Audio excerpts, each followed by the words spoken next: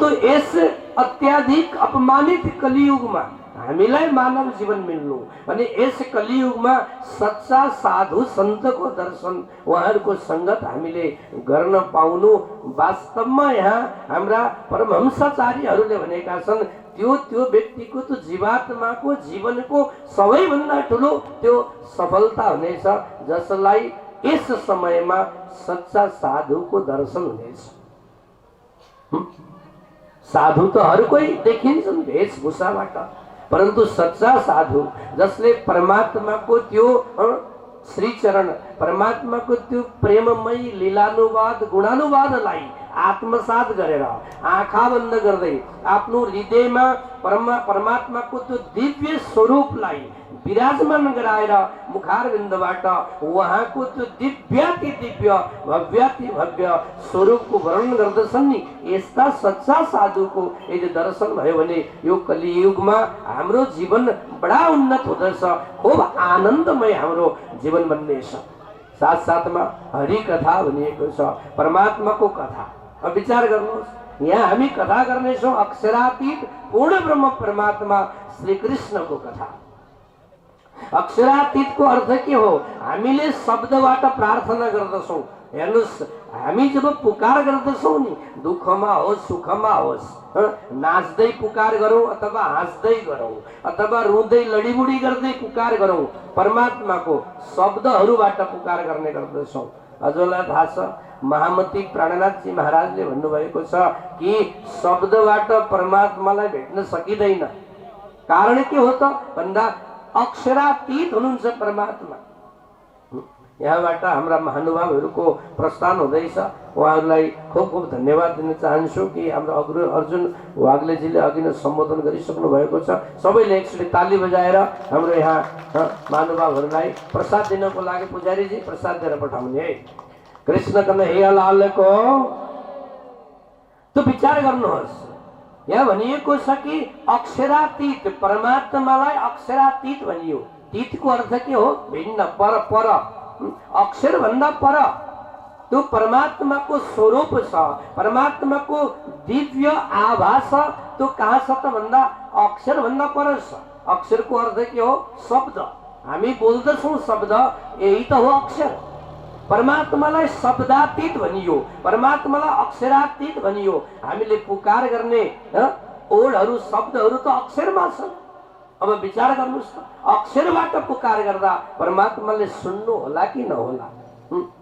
यहाँ प्राणनाथजी महाराज भन्नुहुन्छ, हे सखी, अक्षरबाट तिमीले शब्दबाट परमात्मालाई पुकार गर, कदापि कुनै दिन सुन्नु हुने छैन, तिम्रो पुकार बेकारमा जानेछ।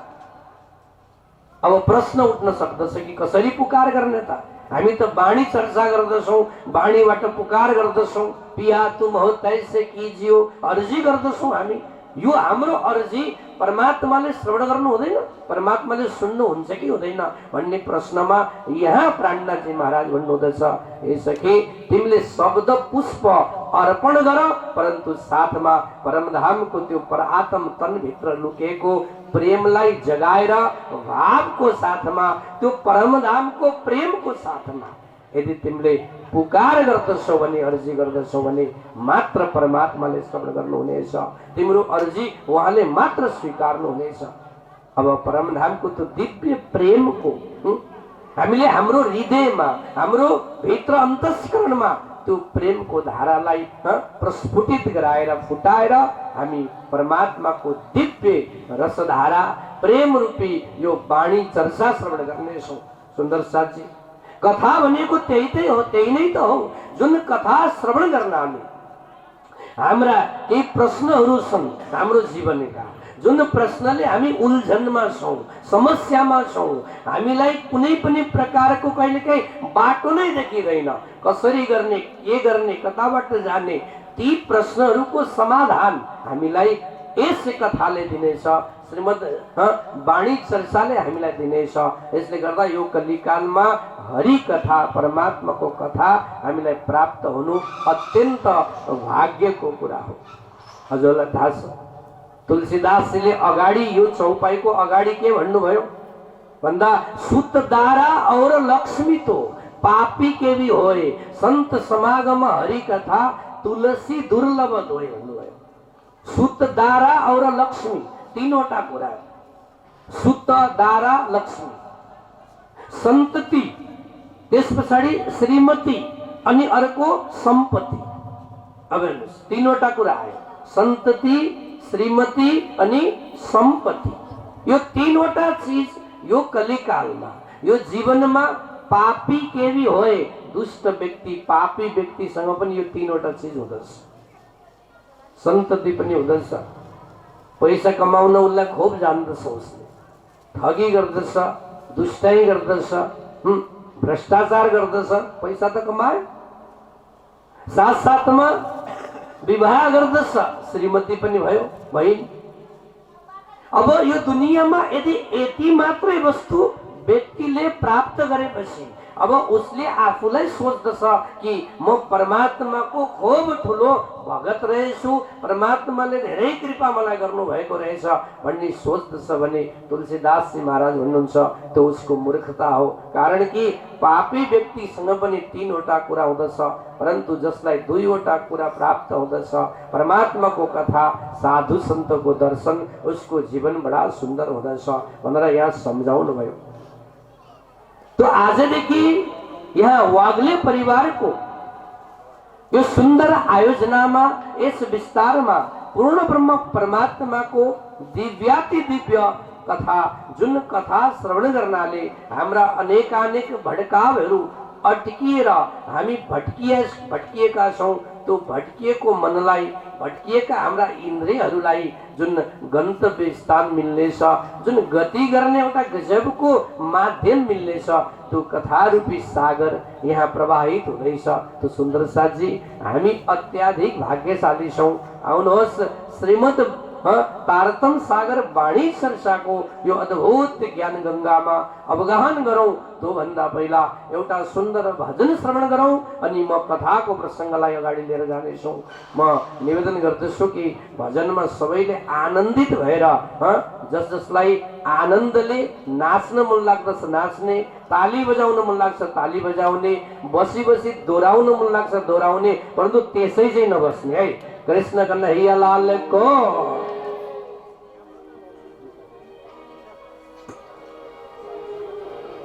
कृष्ण जी बजाइदेऊ बाँसुरी,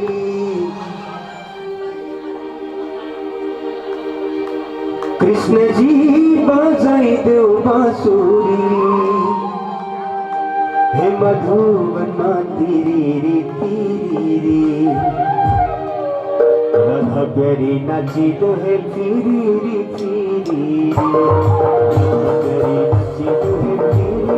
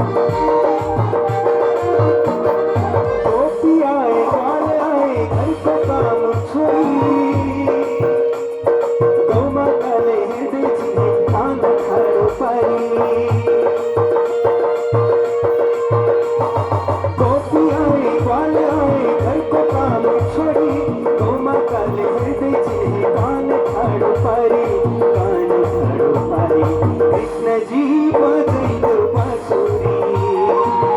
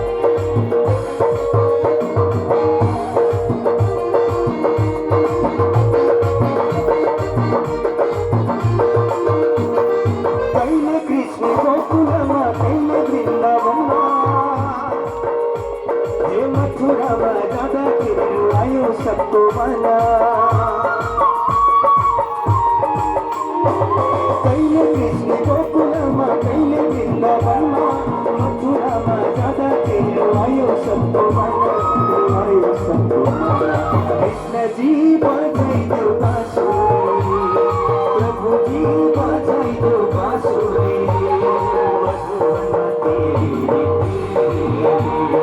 राधा तेरी नची डोरे राधा तेरी नची डोरे श्री राम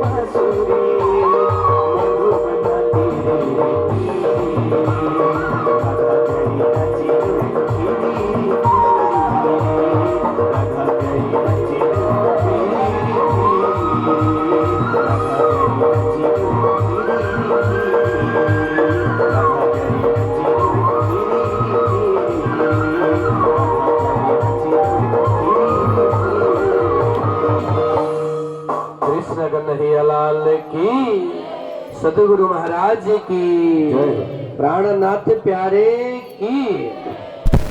तो सुंदर साजी आवनोस वाणी चर्चा में श्रीमद तारतम सागर ब्रह्मवाणी साक्षात पूर्ण ब्रह्म परमात्मा को लीला स्वरूप गुण बनो, वहां को रूप लावण्य बनो, अखंड श्री परम धाम को संपूर्ण वर्णन यहाँ महामती प्राणनाथ जी महाराज इंद्रावती सखी को धाम दिल में विराजमान भएर साक्षात श्यामा स्वरूपा सद्गुरु महाराज ने स्वयं इंद्रावती सखी को मुखारविंदबाट सद्गुरु महाराज ने परम धाम को वर्णन गर्दै यस धरती में समग्र चरचरात्मक जीवात्माहरूको मोक्षको लागि कल्याणको लागि यस प्रस्फुटित ब्रह्मवाणीको चर्चा हामी श्रवण गर्नेछौँ। यहाँबाट जुन परमात्माको आदेशले सद्गुरुको कृपाले जति हुन सक्दछ अवश्य कोसिस गर्नेछौँ। यस ग्रन्थमा 14 किताबहरू छन्। प्रथम किताबको नाम हो रास ग्रन्थ। पूर्ण ब्रह्म परमात्मालाई दर्शन गर्नको लागि हाम्रो हृदयमा भएका हाम्रो शरीरभित्र भएका रिस रागहरू द्वेषहरू हाम्रा अन्तस्करणमा काम क्रोध लोभ मोह ईर्ष्या जलन मद मत्सर यी सम्पूर्ण कलमसहरू जे जति छन् मन चित्त बुद्धि अहंकार भित्र लुकेर कता कता कुनामा टाँसिएर बसेका यी कलमसहरूलाई धोने काम हामी वाणीको माध्यमबाट गर्नेछौँ। मात्र परमात्माको दर्शन हुनेछ। हजुरलाई थाहा छ हामी कथा श्रवण गर्नुको तात्पर्य के हो भन्दा हामीले जुन कथा श्रवण गर्दाखेरि जसको कथा श्रवण गर्दैछौँ उसको छवि उहाँको सुन्दर स्वरूप हाम्रो हृदयमा आएर टाँसियोस्, आनन्द आओस्, यही त हाम्रो चाहना हो। कथा सुन्नुको मतलब नै यही हो। हामी सांसारिक कार्यबाट विचार गर्नुहोस्, सांसारिक कार्यबाट थकित भएर संसारका अनेकानेक कार्यहरू हाम्रा जीवनका समस्याहरू जति पनि छन् ती समस्याबाट थाकेर हामी एक अलग प्रकारको वातावरणमा जानको लागि हाम्रो मनलाई छुट्टै अलग प्रकारको त्यो पिस हामीले खोजेको छ। मनले त्यो दिनको लागि हामी परमात्माको दिव्य कथाको श्रवण गर्दछौँ। कथा श्रवण गर्नाले हाम्रा लाभहरू के हुँदछन्, हाम्रो भित्र फाइदा के हुनेछन्। मानव यो दुनियाँमा यति चलाक प्राणी हो नि, मानव मात्र जीव हो।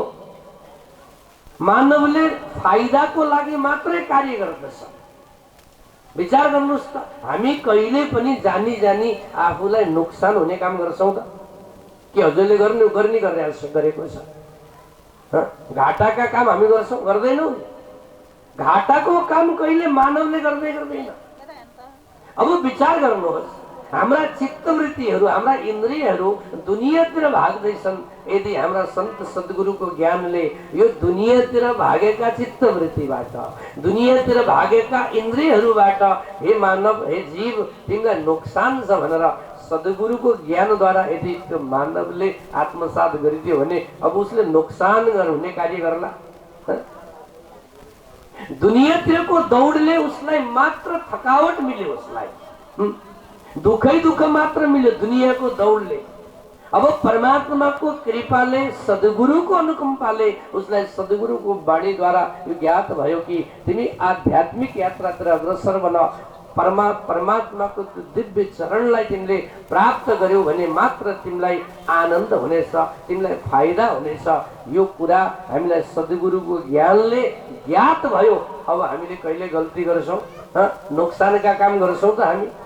व्यापार गर्दा पनि नोक्सानको घाटाको व्यापार हामी गर्दैनौँ। हामीलाई फाइदा छ परमात्माको कथामा, परमात्माको चरणमा अनुरागी हुनु, उहाँको चरणको शरण ग्रहण गर्नु हामीलाई खूब अत्याधिक फाइदा छ।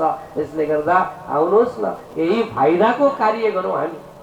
प्राणनाथजी महाराजले वाणीमा भन्नुभएको छ नि, सुनो रे सतके बन्जारे, बन्जारेको अर्थ के हो भन्दा व्यापारी हौँ। हामी सबै व्यापार गर्दैछौँ दुनियाँमा।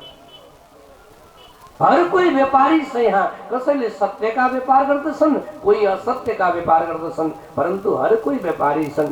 जसले सत्यका व्यापार गर्दछन् उसलाई फाइदा पनि सत्य नै हुनेछ, जसले असत्यका व्यापार गर्दछन् उसलाई असत्य फाइदा हुनेछ। असत्यले व्यक्तिलाई अशान्त गराउँदछ, सत्यले व्यक्तिलाई शान्त गराउँदछ। असत्यले व्यक्तिलाई नरकतिर लिएर जाँदछ, अधोगतिको मार्गतिर लिएर जाँदछ। सत्यले व्यक्तिलाई ऊर्ध्व गतितिर अग्रसर गराउँदछ। यसले गर्दा हामी फाइदाका कार्य मात्र गर्नेछौँ। यहाँ प्रथम पुस्तक रासलाई लिएको छ। रास भनेको के हो त? हाम्रा परम आदरणीय हाम्रा सद्गुरुदेवहरूले सम्झाउनु हो। रास भनेको त परमात्माको चरण रहेछ। रास ही चरण प्रकाश पिण्डुरिया हामी गाउँदछौँ। त्यो चरणको सर्वप्रथम दर्शन हामीले आशा कसको गर्ने भन्दा दर्शनको आशा परमात्माको चरण हुनुपर्दछ। वाणीमा गाउँदछौँ प्रथम लागु दो चरणको। विचार गर्नुहोस् त, सर्वप्रथम हामीले दर्शनको अभिलाषा कसको गर्ने? परमात्माको श्रीमुखको होइन, परमात्माको वक्षस्थलको होइन, परमात्माको कटिभागको होइन। कसको दर्शन गर्ने आशा राख्ने भन्दा परमात्माको श्री चरणको दर्शनको आशा राख्नुहोस्। चरणको दर्शनमा भनिन्छ नि, दुनियाँमा जति पनि साधु सन्तहरूले आफ्नो जीवनमा भक्ति गर्दछन्, तप गर्दछन्, साधना गर्दछन्, त्यो साधना भक्ति तपको फल उहाँहरूको चरणमा पुग्दछ। यसले गर्दा त हामी साधु सन्तलाई देख्ने बित्तिकै आफ्नो मस्तक उहाँहरूको चरणमा रगड्दछौँ। चरण स्पर्श किन गरेको भन्दा उहाँहरूको जीवनको तप हाम्रो जीवनमा अलिकति आओस्। स्पर्शले गर्दा पनि त्यो भाइब्रेसन हाम्रो शरीरमा पनि अलिकति होस्, हाम्रा भित्रका अन्तस्करणमा जुन प्रकारका कल्मसहरू छन् त्यो कल्मस अलिकति धोइयोस्। यस कारणले सन्त चरण लागिन्छ, साधु सन्तको चरणमा गइन्छ। परमात्माको सर्वप्रथम दर्शन गर्नुहोस् चरणको। अनि चरण भनेको रास, रास जबसम्म बुझ्दैनौँ हामीले श्री रास ग्रन्थको मार्मिकतालाई, यसको रहस्यलाई हामीले बुझ्दैनौँ, तबसम्म परमात्माको दिव्य श्री अङ्ग, उहाँको विग्रहको अन्य अङ्गको हामीलाई थाहा हुँदैन। यसले गर्दा आउनुहोस् हामी रासको वर्णन केही समय अवश्य गर्नेछौँ। महामती प्राणनाथजी महाराज विचार गर्नुहुँदैछ। भनिन्छ नि 3वटा ब्रह्माण्डको कुरा आयो वाणीमा, ब्रजरास अनि जागनी।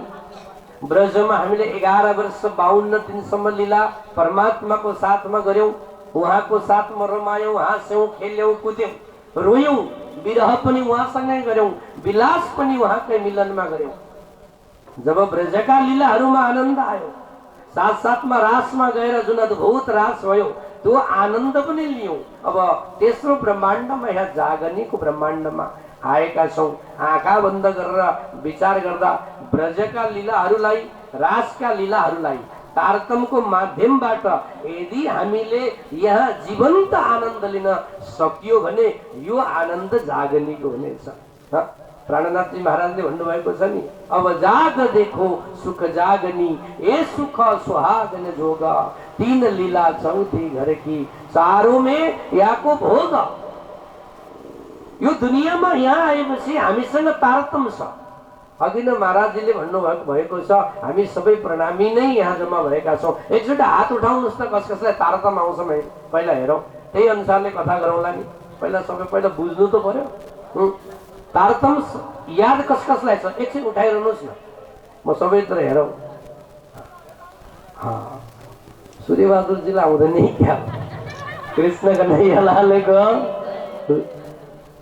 अब म आनन्दले यहाँ मस्तीले वाणीको चर्चा, वाणीभित्र म डुब्न सक्नेछु, कारण कि हजुर विज्ञ हुनुहुन्छ, म भन्दा जानकार हुनुहुन्छ होला।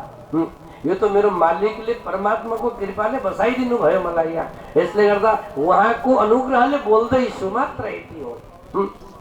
जान्ने, जनाउने, बोल्ने, बोलाउने त मात्र परमात्मा हुनुहुन्छ, हामी त माध्यम हौ। रासको प्रसङ्गमा महामती प्राणनाथजी महाराजले भन्नुभयो, हे सखी यो त जागनीको ब्रह्माण्ड हो। अब जागतेको सुख जागनी, हामीले गर्ने कार्य यही नै हो। अहिले जसरी जे गर्दैछौँ नि, हाम्रो शुभ बिहानीदेखि लिएर हाम्रो जीवन जब सुरुवात हुँदछ, बिहानीको समयदेखि लिएर अजागृत अवस्थामा जुन कार्यहरू गरेका छौँ हामीले, अजागृत अवस्थामा जब जाग्दछौँ नि, गर्ने कार्य त त्यही नै हो। भोजन त्यसरी नै गर्ने हो, हिँड्ने त्यसरी नै हो, परमात्मासँग प्रार्थना गर्ने त्यसरी नै हो, थपडी बजाएर नाच्ने पनि उस्तै हो, बदलिँदैन केही। परन्तु यति मात्र हुनेछ, मात्र हाम्रो आत्माको आँखा खुल्नेछ, आनन्द बढ्नेछ, यति मात्रै हो।